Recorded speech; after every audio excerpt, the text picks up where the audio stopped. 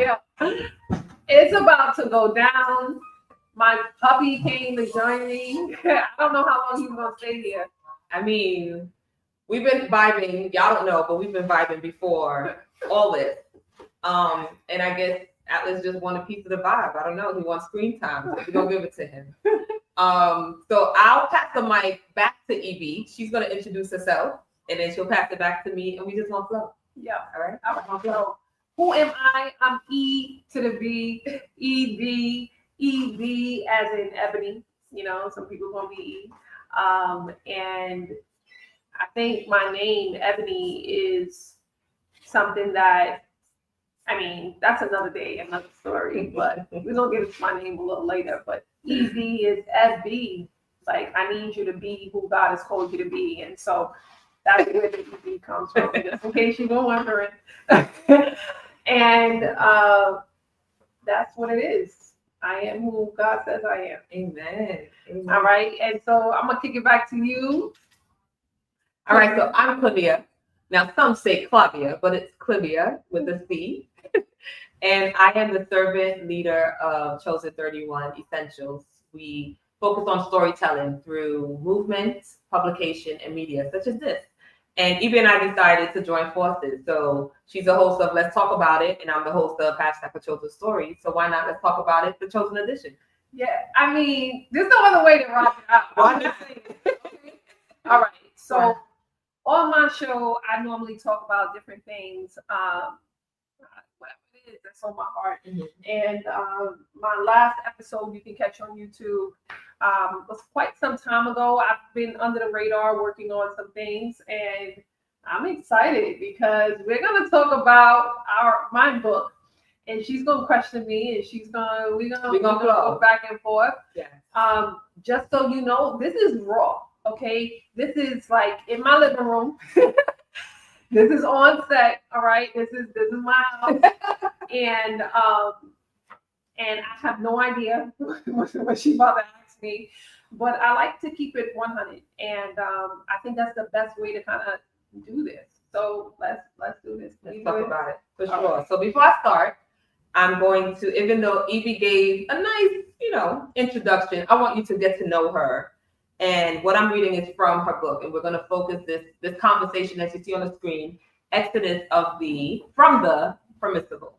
All right, so we're going to talk about what is this, why, the how, and all the things.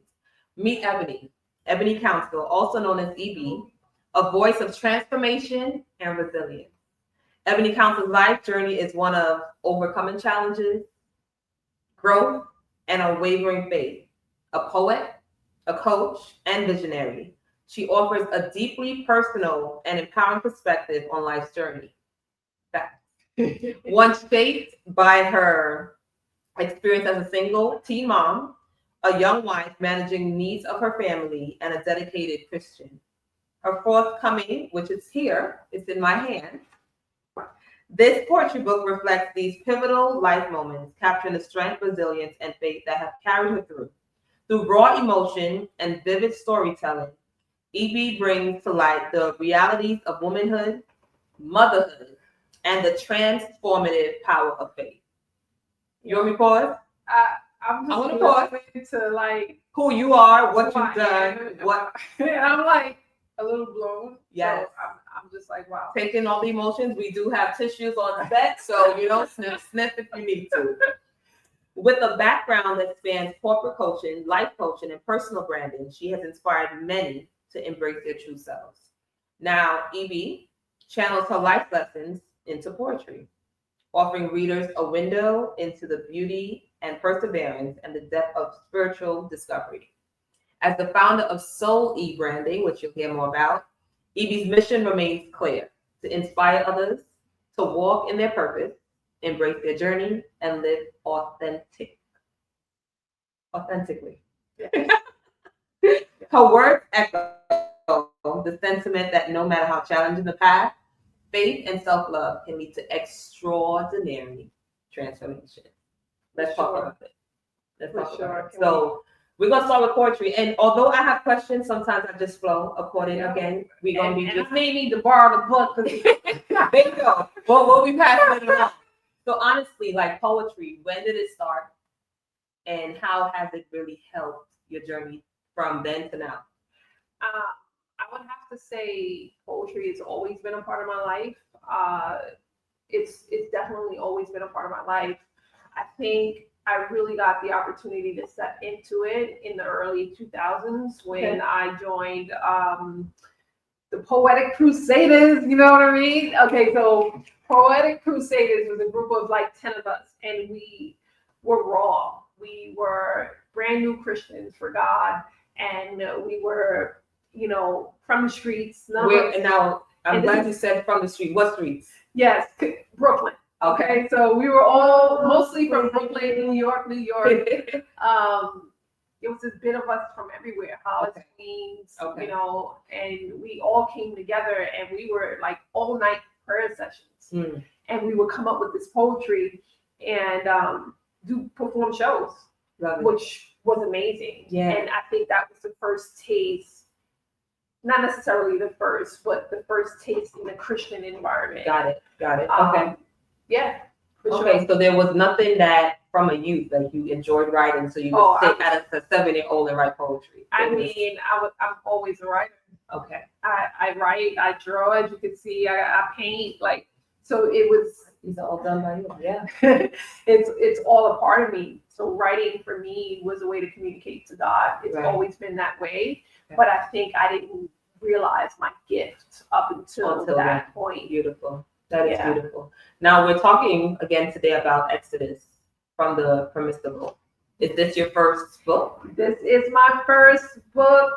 I've tried to write books before, and I think just being in the predicament that I was in, I couldn't really finish it. I don't know about you guys, but I've started things and not finished it. And so I remember when God told me that it's okay to write this book. And when I did, he said, just go with what you know. Right. And I was just like, what do I know? Right.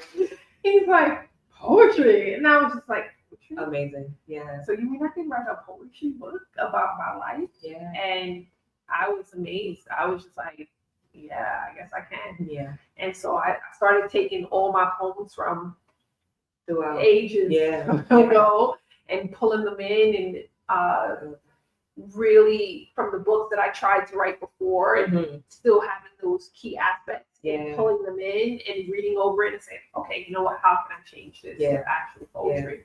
And so I did, and it was just...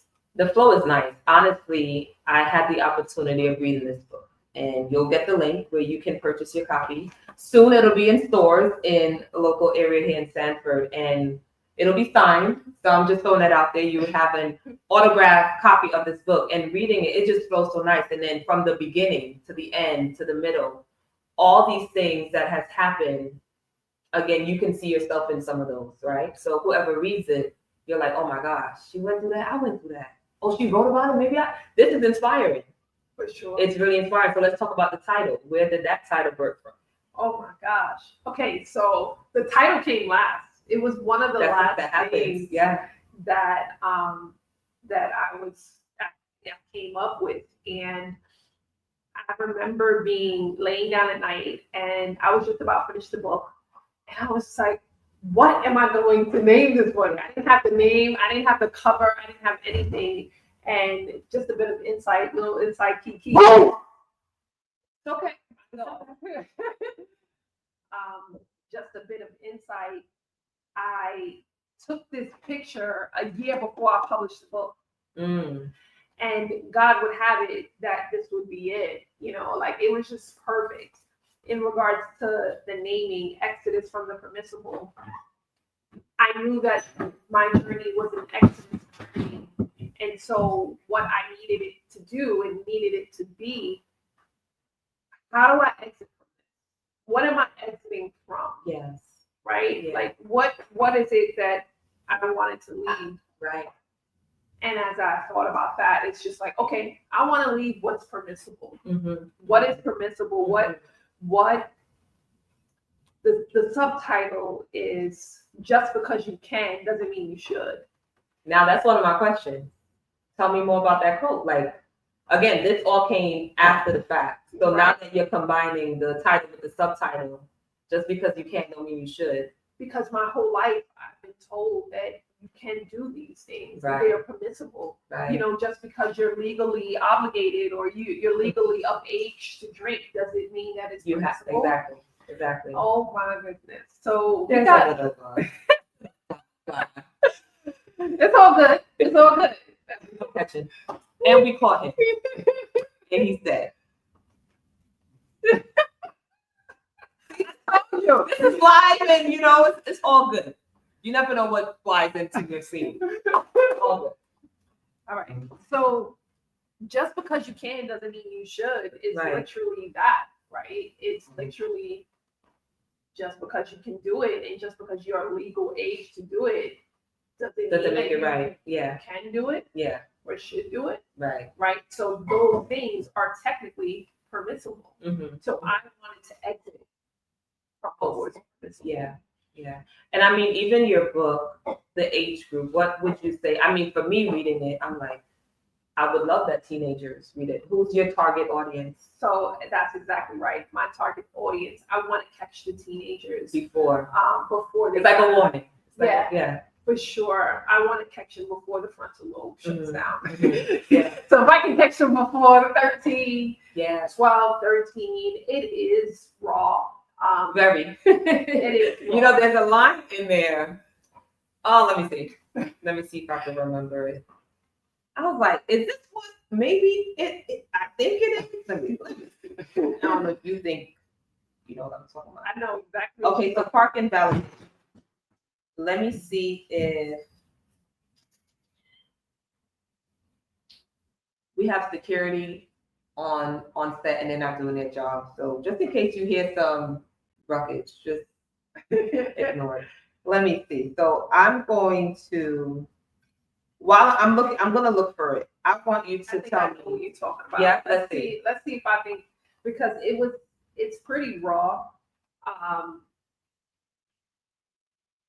This one, I think you're talking about this one. Let's see.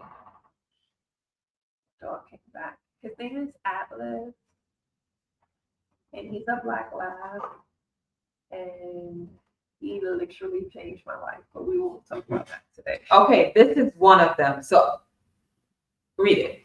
Okay.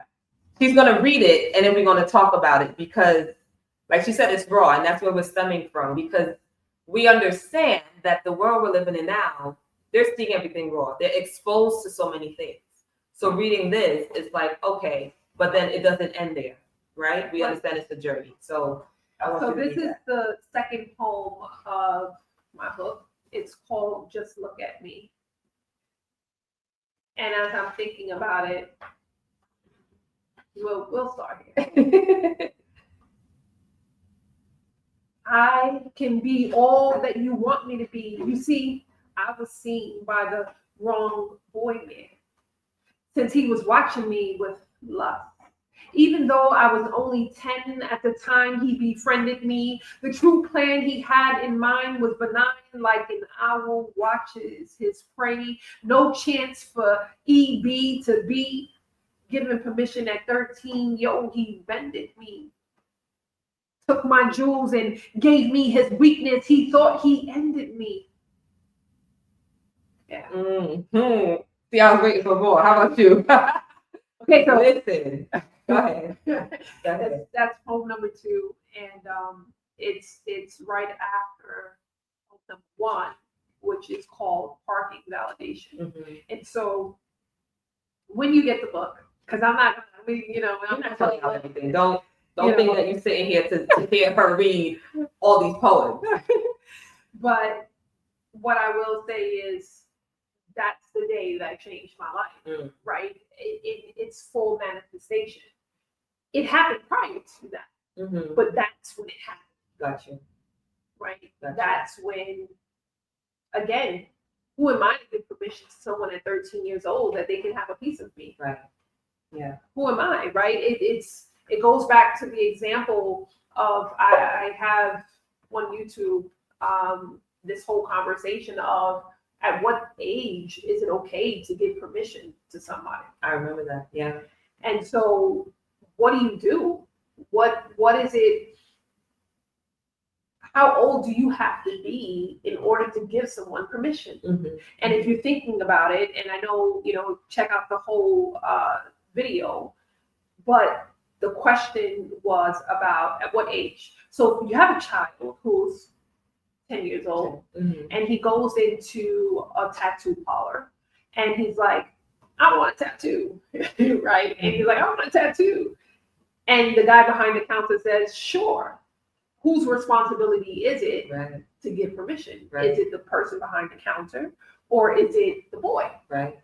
And that boy don't know what he's about to go through. Mm-hmm. I had no idea what I was giving mm-hmm. permission to. Mm-hmm. I had no idea what I was going to lose in the process. Right. And so I gave permission to something that I didn't even have legal right to give permission to. Yeah. Yeah. Right. And the magnitude of that. Right. And so just like the boy in the tattoo parlor who went there, and he's now sitting there going through this pain because someone older than him mm-hmm. said, yeah, sure. Yeah. So yeah, that's what this is about.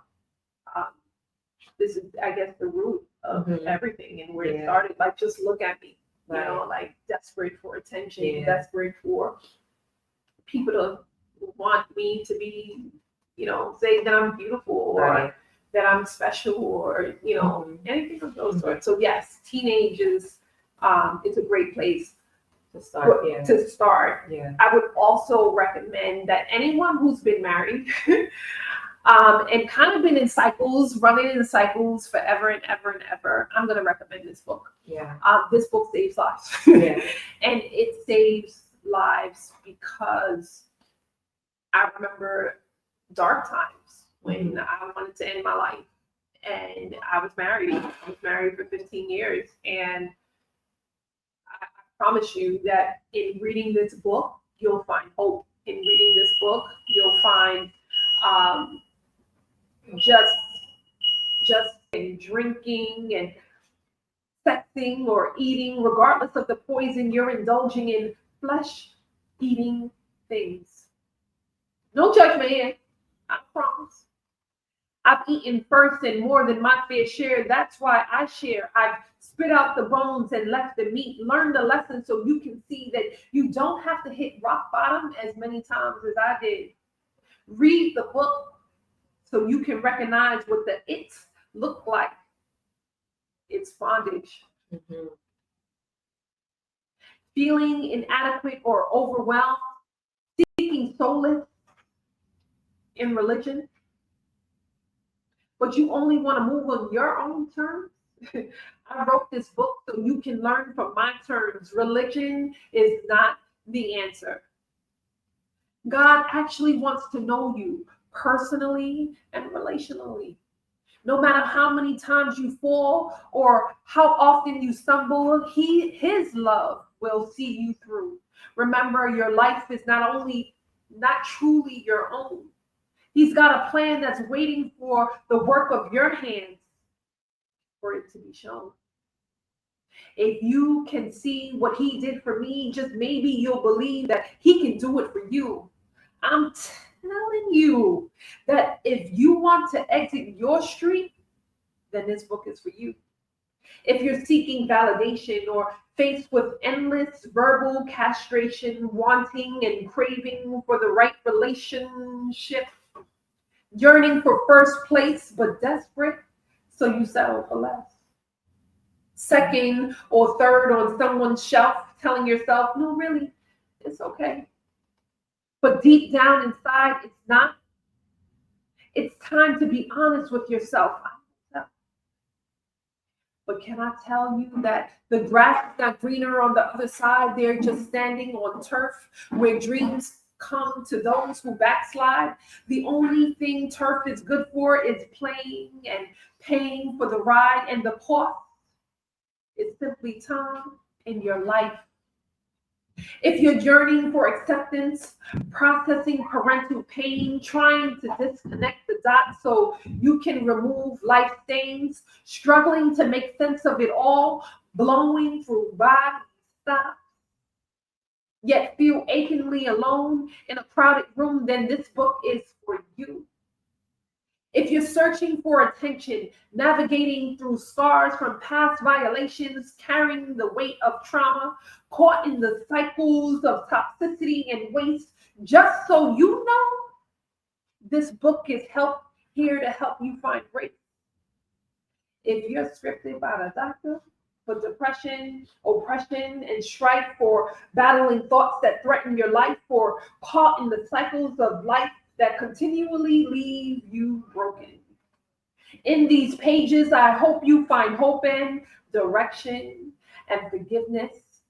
Identify that you are strong even in your weakness. You have to, you can have what you say you'll have, but it requires discipline and inner strength. If you haven't yet learned to pivot at life's red lights, or find yourself tangled in the manipulator's sights, you're right. It's not fair. And anyone outside peeking in could see that the scales have been tipped and it's not in your favor. Quitting now may give you life, but unsure if it's wrong or right, well, let's see. If you keep singing the same song over and over again and crying till you're numb to the core, let shocking stories about me bring alertness to your dead seeds. I'm telling you, I went through so you don't have to. My hope is for you to see that perpetual traps never end. You just have to be strong enough to stand, then leave. You'll know when it's time to move because you'll feel it in every part of your being. Breaking free from the cycles of limbo, creating a plan with faith will highlight your steps, then show you which way to go. Before you know it, no excuse will hold you back. You'll be free. Physically, mentally, and spiritually free. And I know that there'll be no lack. Confident that you're not alone, you'll be able to soar way beyond your past. Oh, what is it? One of those. I'll snap to that. I love that. Now, reading that and just thinking, because I know every time whether you mention the title, whether you mention where you started, what has been the most challenging part about this journey in regards to this book publication? The challenging part is processing it. Right. There were a lot of poems that I hadn't processed yet. All right, funny story. So as I was writing this book, I sent it to my editor, and she knows me. She's known me for over 20 years. Mm-hmm. And in knowing me, she read it and she said, something's missing. Mm-hmm. And I was just like, what's missing? Right. It was a huge chunk of my life. Okay. That I buried. Okay. And I was just like, absolutely not. We're not touching that. Yeah. And so I had to go there. And I said, okay, give me some time. Yeah. I'm going to go back and pick up that part of my life. Mm-hmm. And when I did, that's when I wrote Breaking Walls for You. Let's see. Breaking Walls for You came from there. Let's see. Yeah. Because I was just like, absolutely not. I was just like, okay, like they can know about this, and here it is. So here's the image, and I'll show it on. Actually, yeah, I'm glad you were talking about this because I remember this. So tell me more. So Breaking Walls for You is like me breaking through the truth of who I am and showing me like the private parts. And so I wrote this poem called Breaking Walls for You, and it's honest. Go ahead. She gonna read it. This is number. Well, the second one was the preface. So I mean, just to hear the preface, just know that this book is just full of a lot of things. All right, here we go. All right, so this one is called Breaking Walls for You. I didn't want to talk about it. True. But I guess I have to. So you could know and understand that I follow rules. I tried my best to reap the good that I sowed. So I decided not to have any more kids till I got a ring. And I did. But the balls of life were more than plenty. Big sis wouldn't be enough for 4 kids. I'll scratch the surface on some things, private. But on other things, I'll dive in deep so you could feel what I felt. Themes will set temporarily, stand in my shoes, peek in so you can do better than me, peek in so you can be better than me. And so that was when I decided. I was just like, okay, you know what? Fine. We're gonna dive deep. We're gonna dive deep. And Wow. those poems that came after that, Yeah. I went back into the beginning of the book and in the end of the book, and I started talking about things that I hadn't talked about. Yeah. And talking about the loss of a child. Yeah. That was it was heavy. I was crying. Yeah. I remember when it happened, and I was in my bed, and I was ready to. I was like, okay, so I'm breaking these walls, and I was crying and crying and crying. That's a lot. And I wrote it, and then I processed it, and then the joy that came on the other side. The joy that came on the other side literally provided me with so much comfort. Yeah. Yeah. Had I not tapped into that home, I wouldn't be. It wouldn't have been. There still would have been something just not being released, so to speak. Yeah. You know, for sure. And we understand writing is therapeutic. I know for myself, the last project I worked on for myself, this book of feelings, feeling those feelings. And after even rereading it, after publishing it, I'm like, I could have went deeper. But even reading it through, I'm like, these are part of me that I wasn't ready to share with nobody. Keeping it in my head or keeping it in my journal where they were. You know, so for you, that's courageous. For you, that's, again, writing is healing. So sometimes there's things that we really do have to dive deep in. The truth, breaking the truth in us. What did you think about it? What did you think about it? I mean, yeah, I didn't, again, understanding the story in its fullness, there was more, you know, so it's like, okay, that's what I said, I'm glad you touched on it because I want to know more. Yeah. So this is why we're doing this, right? Not just for me, but for the author, the writer of these poems to now break down where did that stem from? Yeah. Because even the photo, I mean, if you look at the front photo, and we're going to talk about that. Right? We definitely will. And then seeing that, I'm like, okay, what is this? So that was so I'm glad we talked about it and you kind of said, okay, there was more. There was more. There was more.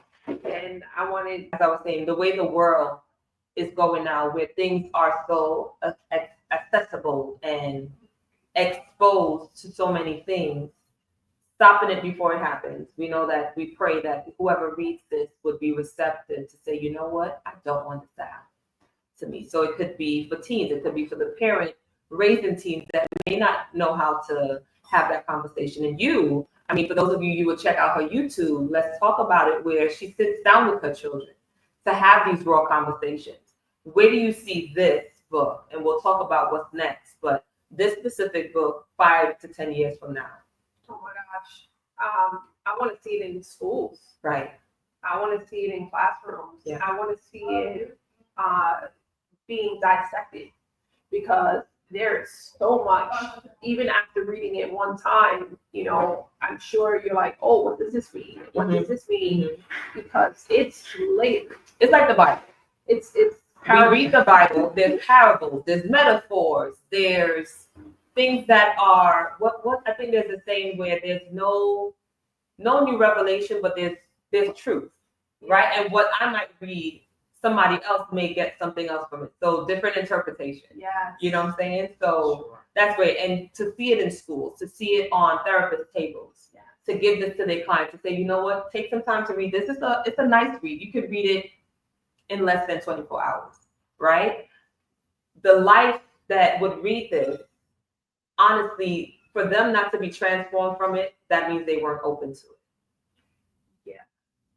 Honestly. I literally a few weeks ago ran into someone that I recommended my book, and she had been in a relationship for, I want to say she was married for quite a few years. I'm not going to give the number, but more like decades. Right. Okay?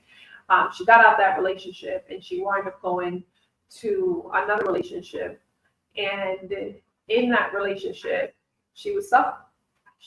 And my job, the gift that God has given me, is to help people get unstuck. Yeah. And no better way to do that than to have this book as a tool. Yeah.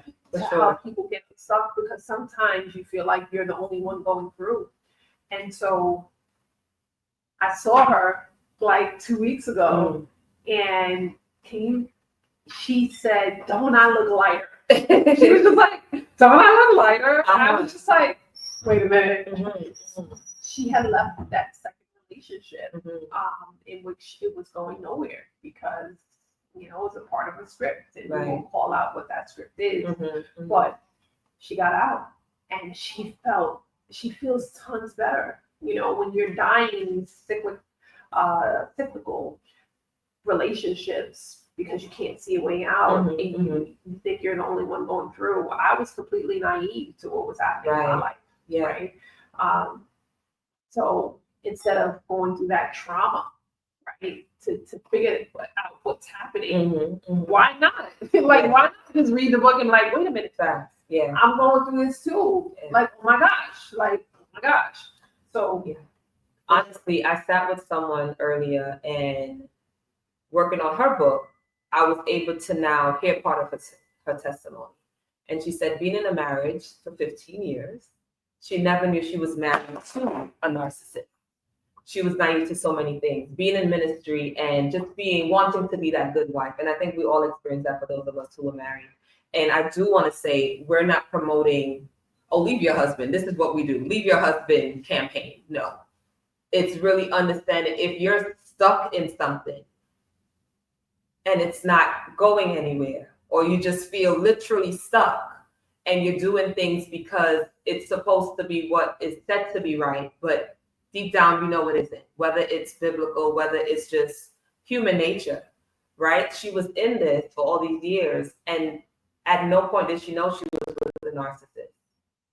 Until the day, I think they went to a counselor, and she said, I think the counselor, the therapist said, you don't need medication. You don't need another therapist. Your husband is a narcissist. In her naive mind, she went back to him. She was like, oh, honey, we figured out what it is.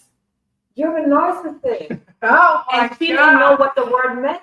She was like, now we could just work on that in our marriage. And he tore her up from every word, and he just ripped their life apart. And she said it's been a hard 5 years. Even with that, I would say, influenced his son. So now she doesn't have a relationship with their firstborn, and just different things that we go through. But if you have a tool such as this to understand whether you're thinking about marriage, you're thinking about dating, you're thinking about starting over, read this again, not as a Bible, but as an additional guide to say, you know what? I heard about EB's story. Let me order it. Let me pick it up and see how this can help me as an individual, even for men.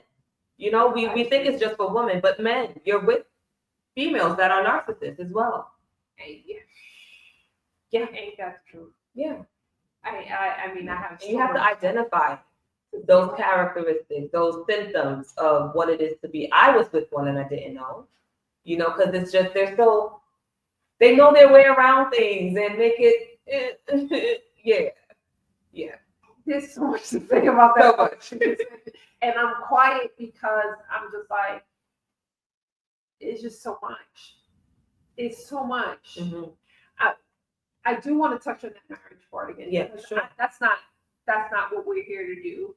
What I do want people to understand is that when you got into the marriage, can we talk about that for like 2.5 seconds? When you got into the marriage, were you obedient?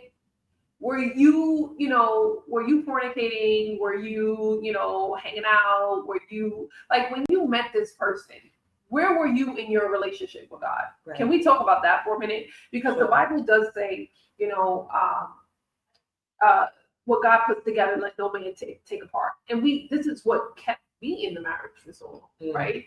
However, who said that God I was waiting for her to say something, because honestly, who said that though? We do that. We make that choice ourselves. I definitely made the choice. I made the choice myself. I got a poem about it. It has red lights, okay? Yes. All the lights. And honestly, even in that book of feelings I mentioned, and when I read this, I'm like, God, we really think we're related. We think we're sisters, because our story aligns so much. We see the colors. Evie saw the red light, and I saw the red, and I'm like, no, maybe one day it'll change. It'll flicker. Maybe a little orange. Maybe it'll turn from that orange to another. No. We ignore all the red lights. All of them. Yes. And here's the thing. When God puts you in a relationship, it is God. Meaning, that means I followed the rules. And I didn't follow God's rules because I was doing my own thing. I was fornicating. I was out there doing all kinds of stuff. Okay, we ain't gonna talk about it right now, but I was out there in the streets, and so I can't go to God like, God, why did you do this to me? Mm-hmm. Yeah, I heard him. Yeah, I knew I heard him, but I told people, and I ignored those people because I'm like, I got this.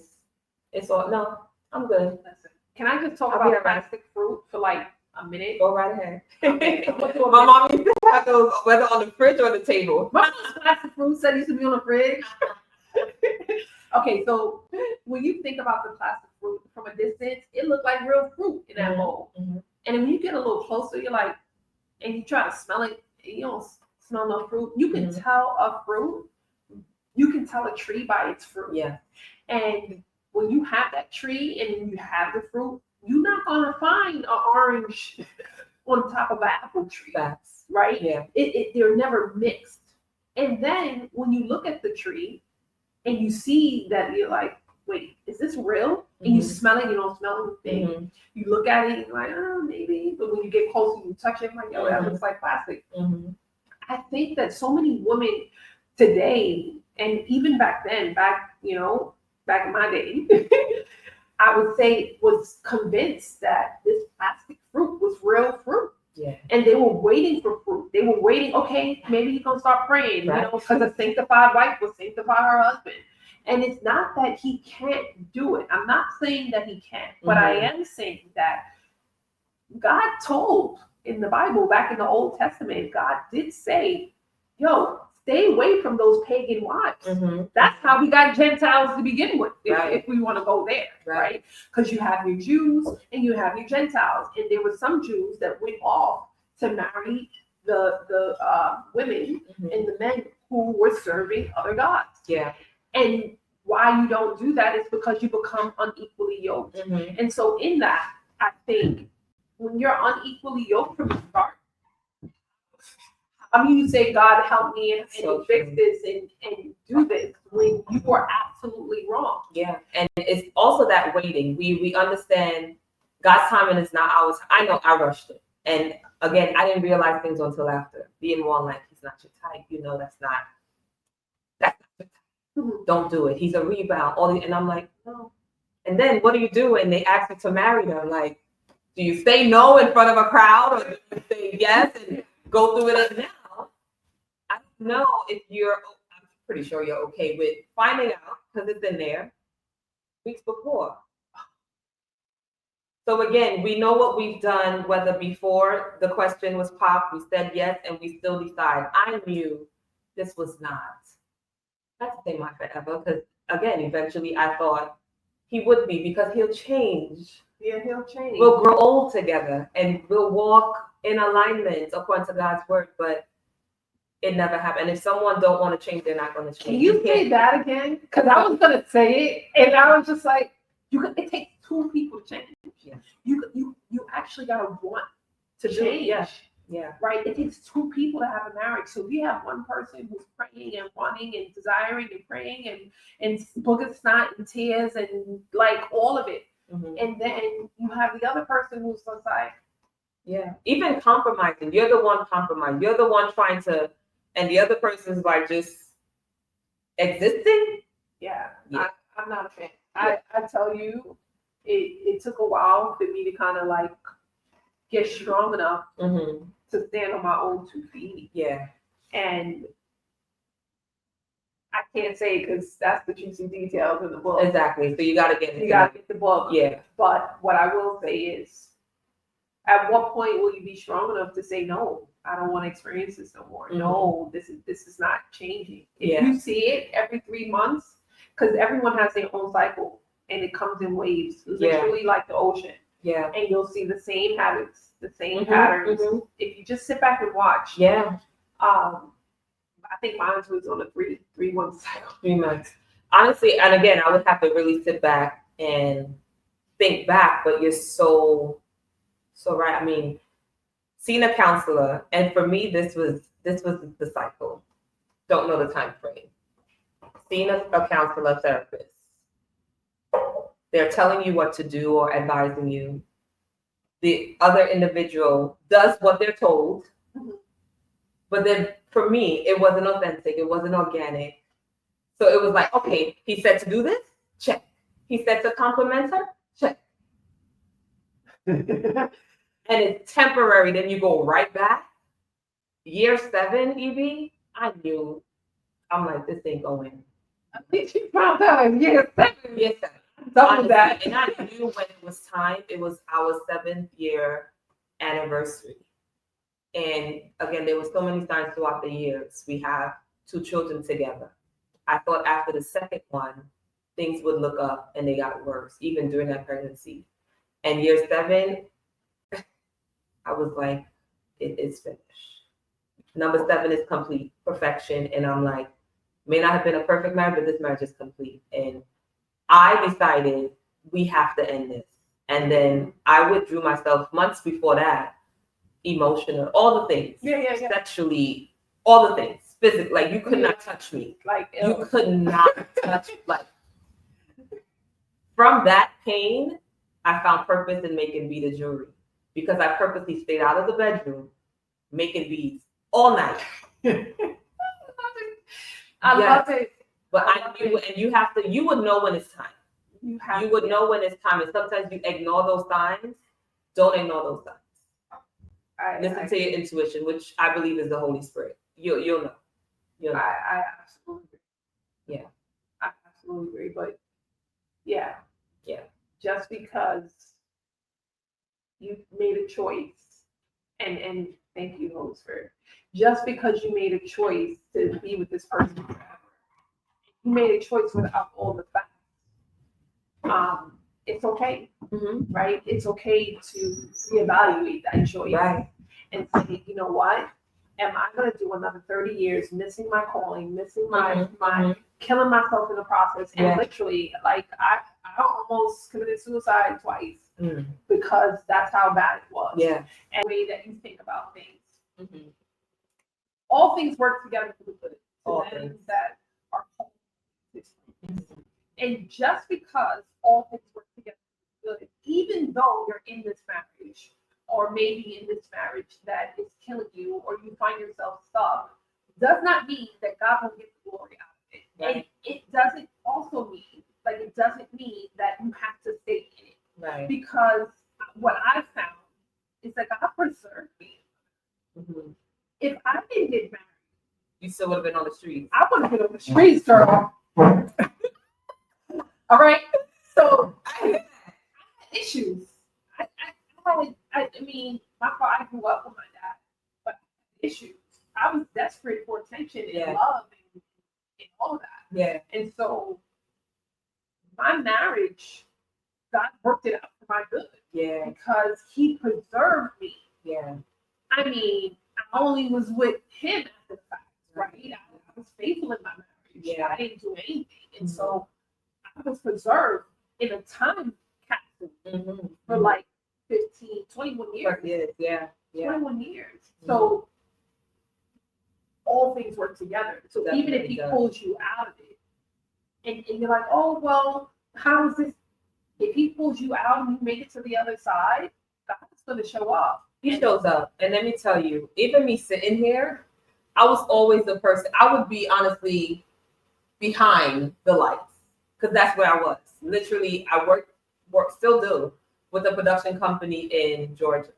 And I would always be either reading the script supervisor, or making sure the lights or the sound, always in the background. And that's where Chosen started. It started with the hand jewelry, Chosen 31 handcraft. But in 2020, I was interviewed for the first time, and I shared my story of divorce and all that thing, all of that. Even it was right before I relocated. And not until I shared that story, there was a burden lifted, and I'm like, ooh, that felt good. This is what it feels like when you really speak the truth and share from your heart. Sure. Then the second person interviewed, I'm like, okay, then somebody reached out I didn't know, like, to hear your story. She was married 20 something years. And again, I don't promote divorce, but sometimes you have to know when it's time to let go, to exit. And she thanks me for sharing my story. And I'm like, well, God, okay. I came up with an idea to do a documentary with women sharing their stories. Sitting just like this. Honestly, no, I wasn't included. I just wanted them to be spotlighted. And literally, it was in my cousin's living room. She had a fireplace. The whole set was set. I was behind. And I just wrote out something because one girl was real. She went through so much abuse. And she wanted to share her story, but she was just nervous, right? So I normally would say, what makes you calm? She took off her shoes. I lit a candle, and I'm behind. I'm like, again, behind the scenes. And I started throwing out because she kind of got stuck. The director, he's doing his thing. So this is now in 2021. I had already relocated, but I used to travel out there often. And then out where? Georgia. I'm sorry. Out in Georgia. At least almost once a month if I had to. So normally it would be for the weekend. He calls me on Monday. No, what happened was it was for before women. One didn't show up. And I happened to have, God knew what he was doing. He knew what he was doing. I had a dress in my bag. And again, I was at my cousin's house. So put on some makeup because I ended up filling in. Wow. I sat on the chair and he never heard my story. He just know this girl was introduced to me. She can help my company grow. Right. I sat there, cute, legs folded. And he was like, so he called me the Monday. And he calls me Cliff. He was like, Cliff, I don't know what you was holding back, but seeing you in that yellow dress, sharing your story, he was like, you no longer would be, he was like, you could probably still help behind the scenes, but you would no longer be behind the scenes. You're going to sit there, share your story, have women, just how I'm sitting, across from you, feeling love to share their story to the world. And that's how Chosen, hashtag Her Chosen Story was birthed. Because he saw something because of what God planted. And I didn't have a story to tell until I was divorced. Because honestly, I really didn't have a story. I was a good girl. I wasn't on the streets, y'all. I was not on the streets, but because I was a good girl too. Good, okay? We go through these things not knowing that all things are going to work together. Because now here I am. Now having the opportunity to sit with other women to share their story. So because of that journey of being married for 7 years and then divorced, I'm able to now talk about it. Let's talk about it because I didn't have enough to talk about it first. So you may question, why me? Why am I going to? And it might be painful. It might be hurtful. But and very unfair. Yes. Like I don't deserve. Okay, so yes, I was on the streets, but I was a good girl. Like I wanted to follow the rules. Right. I was a straight A student. Like I was just under the wrong influence. And so I felt like it wasn't fair. I felt like I didn't deserve this. Yeah. And usually in narcissistic relationships, it's the giver who gets taken advantage of. And the taker just takes. Yeah. And if a giver doesn't have boundaries, the taker takes until there is no more life. Yeah. Like a leech. Yeah. You know? And so I get it. Yeah. I know. Sure. Everything works together for the good, you know? Definitely. Everything. Everything. We're gonna bring it down to the end soon. And honestly, this is just real talk, right? I mean, real talk from the birth of your book. We talked about what's possibly next. I think we did. And if we didn't, let's talk about it. Before I move on to that, do you plan on taking your book into domestic violence shelters, schools, churches? And what can we expect from this book? So for sure, I would love to have this in schools, shelters. I think it's transformation at its core. Yeah. I also do a program, How to Get Unstuck. Mm-hmm. It is an 11-month program, and you go through the stages. Change doesn't happen overnight. Okay. And so every month, week after week, I kind of go in and we talk about from beginning to end. Now, is this in person or virtual? This is virtual. Okay. So from anywhere? From anywhere in the world. Beautiful. I can schedule some time with you, and I do personal. I do one-on-one. Okay. No one else's journey is going to be like your own. Right. It's like your fingerprint. And so I customize the lesson just towards you. To that person. Okay. Exactly, which is why I don't do group classes. Right. Now, question, is this under Soul E branding? It is under Soul E. So tell us about that. The name, because I know I said it in the intro, in her author bio, but now Soul E branding. Soul E branding is transforming the only life that matters, which is yours, right? Your brand is what matters. And as you walk in these streets, what you don't realize is that you are what people are seeing. And for a narcissist, they see prey. That's how you keep getting these same relationships over and over again. So if you don't change your brand, if you don't change who you are in regards to your core being, so that when someone looks at you, they don't see prey, right? They don't see you as, oh my gosh, she's been hurt, she's been traumatized, and I'm going to take advantage of her, right? If you don't change that and realize and recognize the signs and symptoms, then you're going to be stuck. You're going to continue repeating the same cycle. So even if you get out of that relationship, you're still going to go into another relationship because they are watching. Yeah. They can smell it from a mile away. Evie, I had tried something, right? After my divorce. I would say tried something for 5 years. And it wasn't until I decided to let go of that, whatever it was, this person was preying on me and the other women they were with, because I realized they all were single women with children. How can I take from them? They're vulnerable. They need me. And it was really those single women doing their best, working hard, but they were just taking. And little by little, it's so incremental when they do it. You don't even recognize it. And so how do you notice that you're prey? How do you figure that out? You realize it when you don't have boundaries. Right, exactly. So much. Yeah, I learned so much. And instead of, you see, what I did, I kind of went on a hiatus, which is book 2. So that's book 2. Okay. I don't know what it's going to be called yet, but it was a time where I exploded.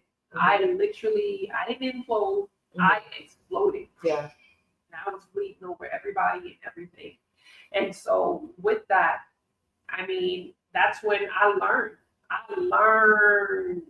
what was happening and how things were happening and what I needed to get rid of and how I need to really set my mind free. And now that I'm in a place where I can grow and teach others and learn, that's where Soul E branding came in, because soul, as in SOL, the sun, and it's God in me, Soul EB, so Soul EB branding, right? So it's me and God walking this life together to transform the lives of many, right? Men, women, children.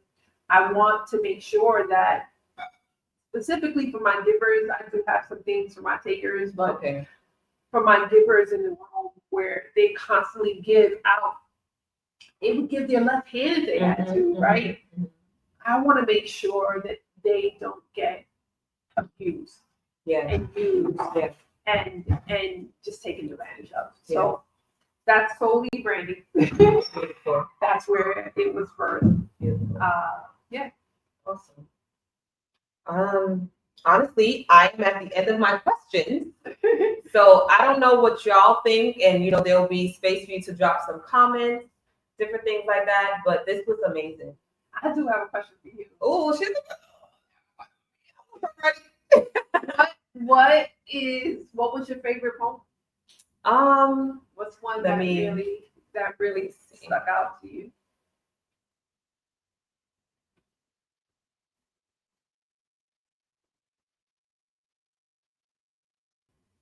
Yeah, green lights. And that's part of me even being in the same room with you, meaning relocated.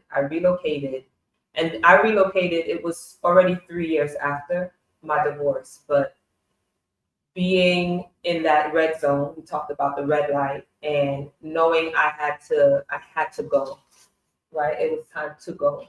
And it became a mutual, I am not playing with you, Atlas. Like, there's no belly rub right now. I don't know what's happening. I had to now think about doing life as a single parent. This person is still in my children's life, but I just knew I would have to be that person, that one. And relocating would have been, and it wasn't me running away. It was just being obedient one. And some people ask me, why Florida? Why here? Your family's still there. I just knew it was time for something new. So I'm gonna read this, just a few lines. Getting out of limbo. After all that transpired, I was sick and tired. And let me tell you, so I'm gonna kind of break this down. I knew I was not the best version of myself. I was a great mom, but I wasn't the best mom I could be because I was bitter. Y'all see this smile with all my teeth. This smile was fake. I masked a lot, right? And I was sick and tired, very tired, like literally tired. Even during my pregnancy, I was tired. Running away from verbal abuse was just crazy. I'm like, why am I in this? What is happening right now? So I was sick and tired, but not literally. I was literally. I just needed a vacation from all the noise.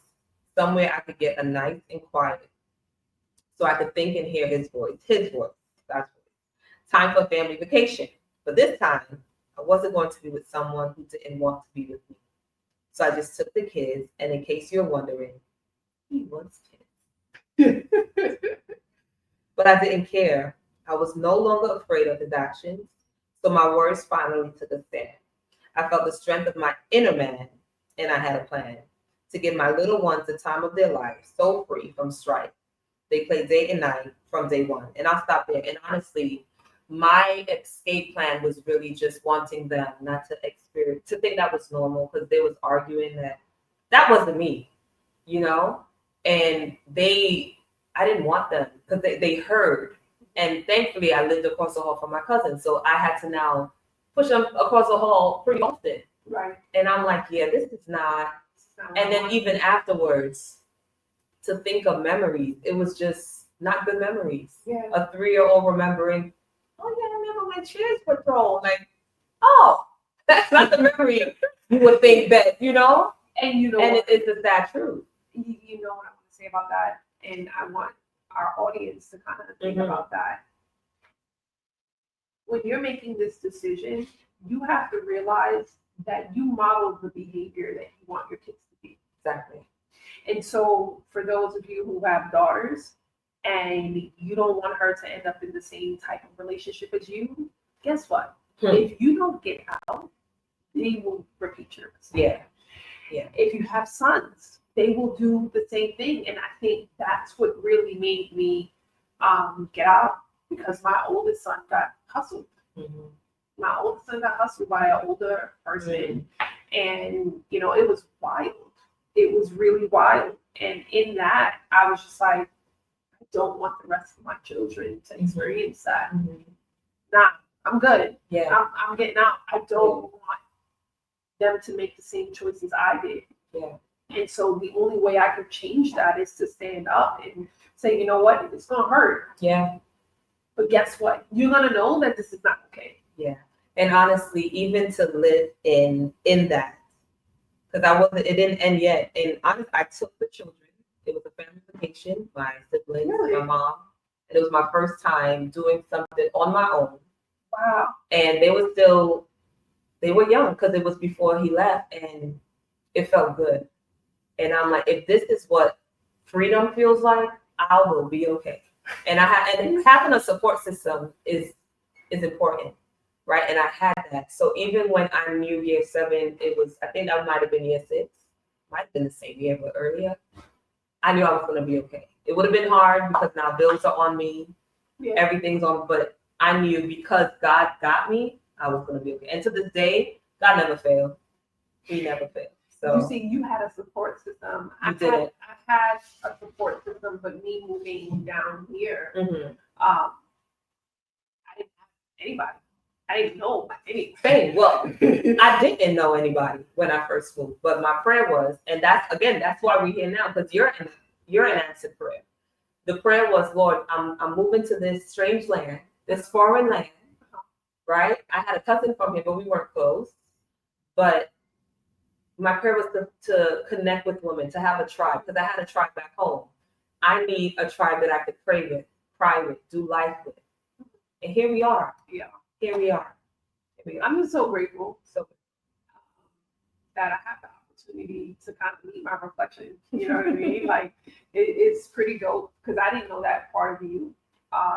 Just having to go through and being on vacation and experiencing freedom for the first time. And I felt it for the first time when I went on vacation. And my hair was just like yours. Like, I literally there was a transitioning happening. My hair was like yours.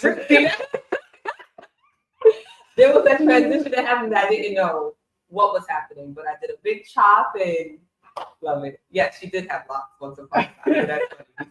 We switched. And so we talked about this before we started. I have an army fatigue top, and I was gonna wear it, but I'm like, no, I'm gonna be too hot. Here she comes showing up. You see? Showing up. That's God doing the God thing. I'm wearing green though. Yeah, you are wearing green. We still on the same page. I love it. So we're gonna end today's episode, and this is the first of many. We'll make it work with our schedules and our families and everything. But what's your final words? What encouragement do you have for our viewers? Don't stay in it. I know that it's hard. I know that you've been praying for change. God, please change. God, please change. But is it him or is it you that need to make the change? Right? And so I would say, yes, pray. Yes, seek God's face. But stand. Yeah. Stand on God's word and know that he's going to make it all better. And he will, but you got to give it to him. Amen. And if he tells you to bounce, then put your skippies on and run. And honestly, there's a song. It's a new gospel song. It's new for me. It says, lace up your boots. Lace up your boots. Put on your backpack. It's time to ride, right? And again, you would have to listen to the voice of the Lord. Sometimes we jump before him, and sometimes he's like, wait a little bit. Be still and know that I'm God. Yeah. It's right here. Be still and know that I'm God, right? And it could be rushing the relationship. It could be rushing the job. It could be rushing the trip. Just different things that we try to do before God. But he's telling us to be still.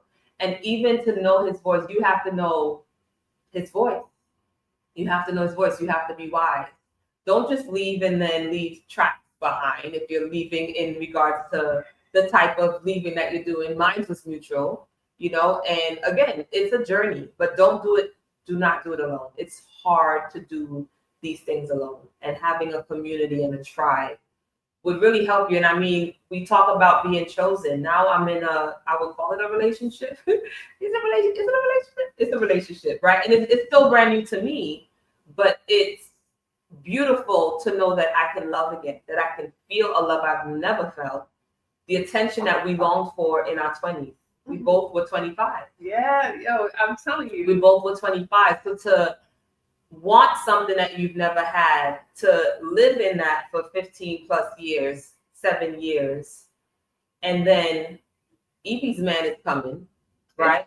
I don't know if this guy's my forever guy, if he's my person, but if he is, even if he's not, I am basking in what I thought wouldn't be. Because people would say, oh, you'll never love again. Or maybe you were told you'll never love again. I was told no man will want to live with me. You know what I'm saying? Wow. But the day will come that I will be blessed. You know what I'm saying? So you'll be all right. You'll be all right. For sure. And remember that this is a season where God is separating the wheat from the tare. Yeah. You know, and maybe it's time, you know, but feel free to reach out. My social media, I'm gonna put it back in there. She'll be back. I'm working through some things. Loading.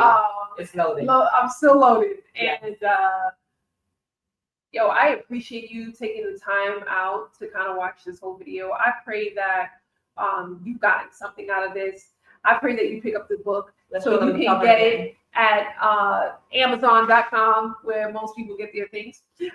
Exodus from the Permissible. And we didn't talk about the cover, but I'm just going to tell you just one snippet. Yeah. L Street means so many different things. L Street is love street, when you desiring love. And it's just like, yo, I want this love. Guess what? When I first saw it, I thought it was lost. L Street could be lost. Because I'm like, the O is missing. I read it as lost, honestly. You know, because we were lost. We were looking to be found, to be seen, to be heard. That's so deep. Yes. I love that. You see what I'm saying? L Street is actually my middle name. L Street's my middle name. Really? And not only that, L Street, I'm gonna whisper this. L is the name of my ex-husband.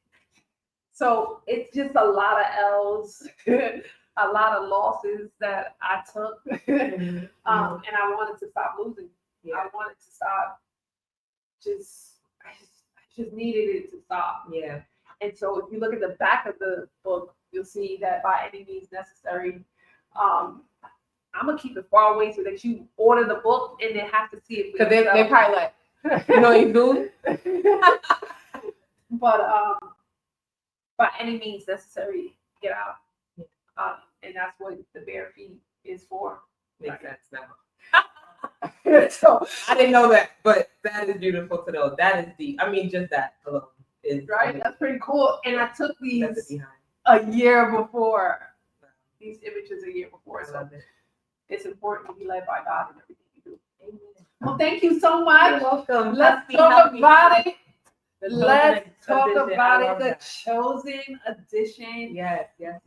We're gonna talk about my next book. We're gonna talk about the things that's about to happen. Let's Be Sharp Lounge. I believe the date is December 12th or 13th. 12th or 13th. That's second Saturday in December. Yeah. I'm gonna be performing my poetry. Maybe one from the book, maybe one from my future book, and that I'm currently writing right now. And it's gonna be fire. I just want you to know it's gonna be fire. It's gonna be fire. I'm telling her that because I've been working. She's been working. Right. Well, this is awesome. Thank you so much. And thank you for having me in your space. And for sure. Yeah. We got to do this again. The best is yet to come. For sure. We love you guys. All right.